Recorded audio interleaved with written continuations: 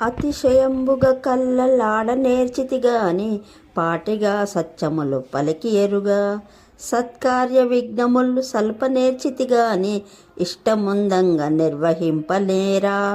ఒకరి సొమ్మును దోసి లొగ్గ నేర్చితిగాని చెలువుగా ధర్మంబు సేయవేర్నేరా.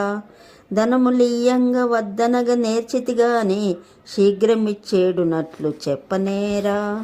పంకజాక్ష నేనెంత పాతకుడను తప్పులన్నీ క్షమింప తండ్రి నీవే. భూషణ వికాస శ్రీధర్మపురి నివాస దుష్ట సంహార నరసింహ దురిత దూర.